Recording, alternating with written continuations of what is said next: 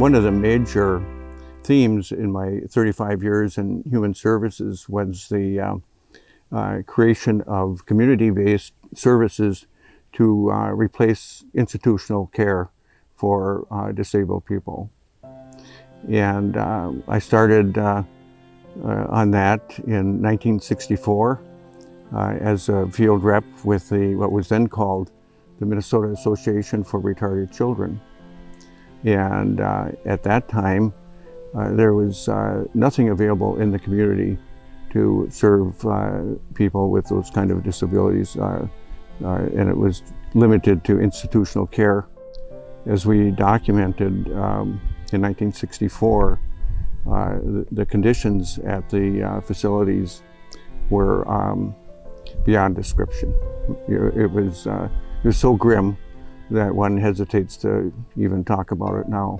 And fortunately, with the momentum that was created by John Kennedy and Hubert Humphrey and others, the parents were able to move legislation forward that provided the type of funding needed to create the community-based services. And even though I was kind of a foot soldier in that, I was glad to be part of it. And for me, that became a model of other things I did. In 1999, when I retired from human services, my daughter Sarah, and she brought home a book, The Natural Step for Communities, and said that she thought I would like the book. That book made me aware of how serious the ecological issues are.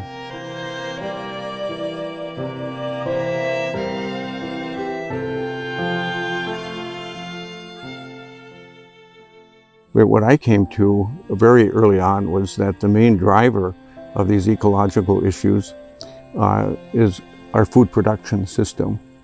You know, that we've got climate change, but we have other issues with the acidification of the ocean, the loss of biodiversity, the loss of our forests, and so on. So all of that played into this, and I thought, well, we have to do food system reform. And then I started thinking about where we're going to get the protein, and that led me to fish, and fish led me to aquaculture. So using the model of what we did in human services, applying that now to the sustainability field.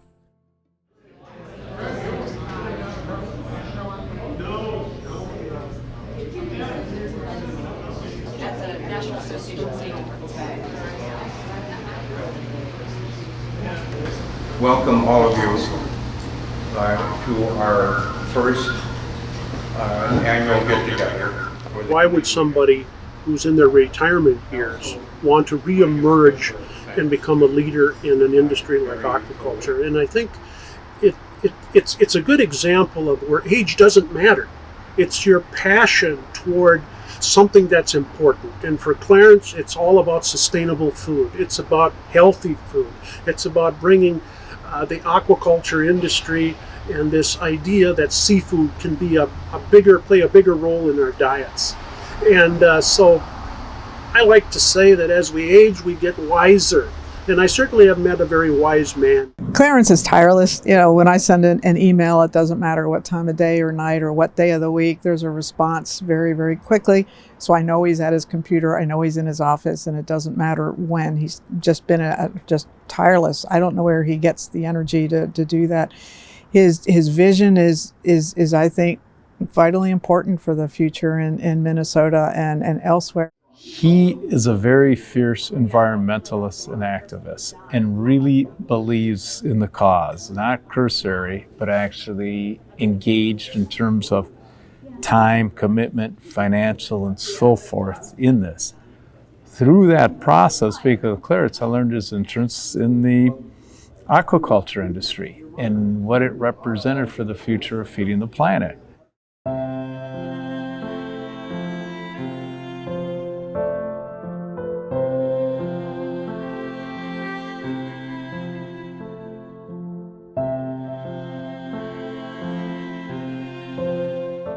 There's a long history here. Going back to 2017 is when Minnesota Sea Grant brought together a number of people to talk about aquaculture in Minnesota. And we concluded at that time, 2017, that Minnesota does have a potential in aquaculture. And we've been working on it ever since. It's been slow going because aquaculture is just beginning to be recognized by people generally. This will be a major part of what we're doing now is the education part.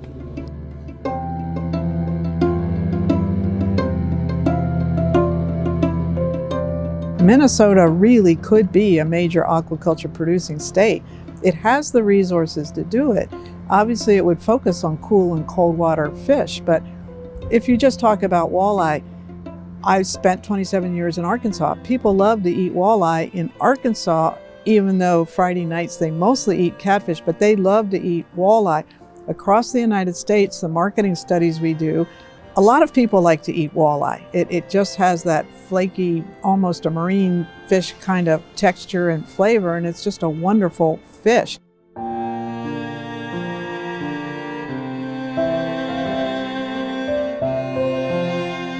It's never really been well developed in Minnesota. It's existed at the edges.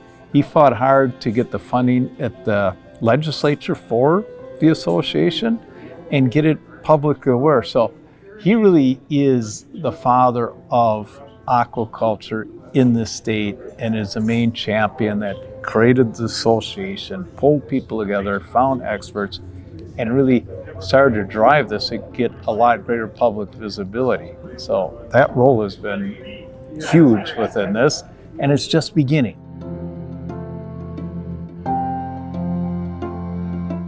I don't think we as a species, as individuals, we're not built for inactivity. It is just such a strange idea that we would not recognize that. We are built for action. We're built for engagement, to get things done, to work together with one another, to socialize around a common purpose, goals. You know, with the world facing so many issues, I can't imagine why anybody would feel so complacent that they would not find opportunities to put their talents to use. It's for their own benefit. I believe anybody who decides that they're not going to use their abilities will lose those abilities, and so it's for one's own benefit. Stay with it and find some things to work on. And certainly right now, facing all of these environmental issues, there's a need for everyone to step forward. A lot of work to be done.